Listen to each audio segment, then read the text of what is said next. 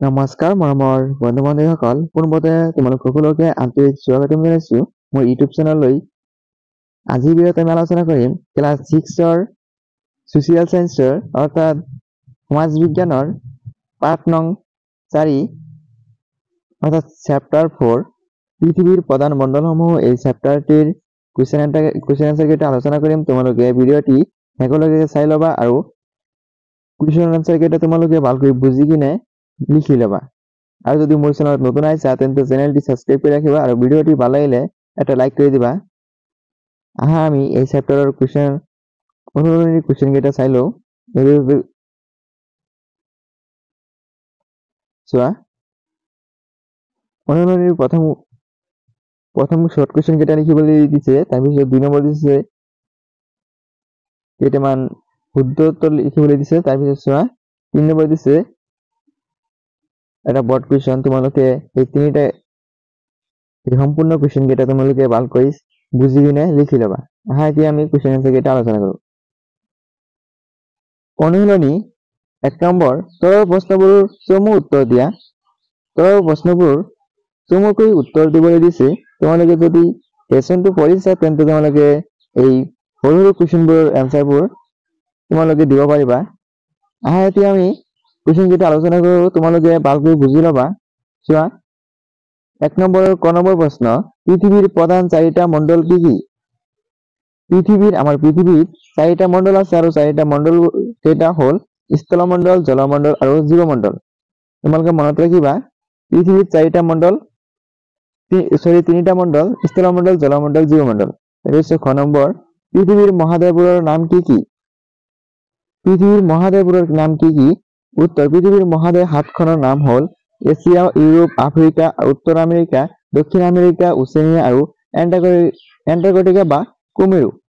এই 7খন হ'ল পৃথিৱীৰ মহাদেশ। তোমালোকে এই পৃথিৱীৰ 7খন মহাদেশ নাম 7টা তোমালোকে মুখস্থ কৰি ল'বা। তাৰপিছত গ নম্বৰ, সম্পূৰ্ণৰূপে দক্ষিণ গোলাৰ্ধত পৰা মহাদেশখনৰ নাম কি? সম্পূৰ্ণৰূপে দক্ষিণ গোলাৰ্ধৰ পৰা মহাদেশখনৰ নাম লিখা এণ্টাৰ্কটিকা বা কুমেৰু মহাদেশ। তাৰপিছত গ নম্বৰ, বায়ুমণ্ডলৰ বিভিন্ন স্তৰবোৰৰ নাম কি কি? বায়ুমণ্ডলত বিভিন্ন স্তৰ থাকে আৰু এই স্তৰকেইটাৰ নাম কি কি?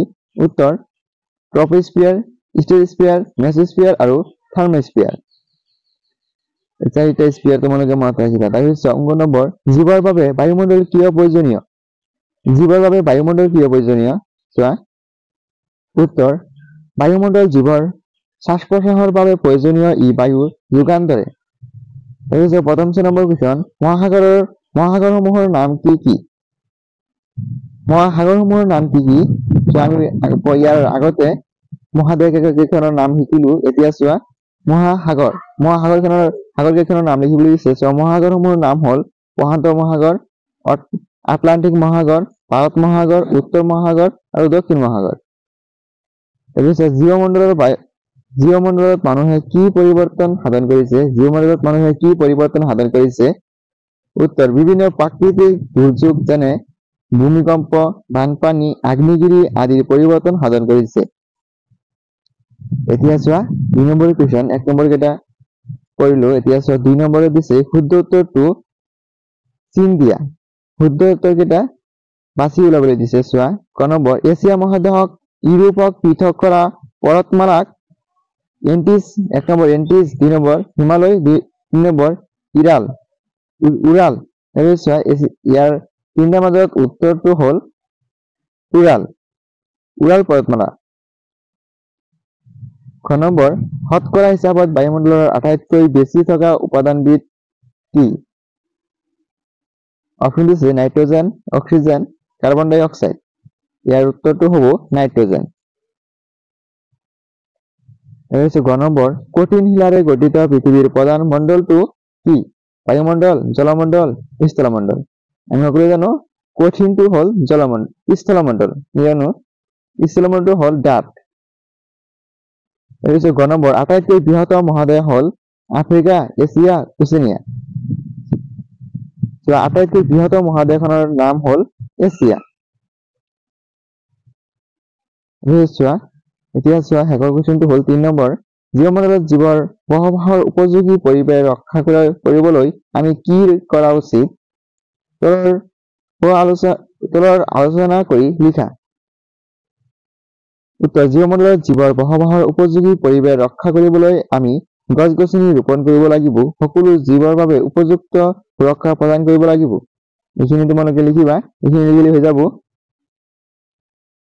বন্ধুসকল, আজি ভিডিঅ'টো কেনেকুৱা হ'ল কমেণ্ট কৰি জনাবা। ভিডিঅ'টো ভাল লাগিলে তোমাৰ বন্ধুৰ মাজত ভিডিঅ'টো শ্বেয়াৰ কৰি দিবা। মই ইয়াৰ পিছত থকা লেচন কেইটাৰ ভিডিঅ' মই অতি সোনকালে লৈ আহিম।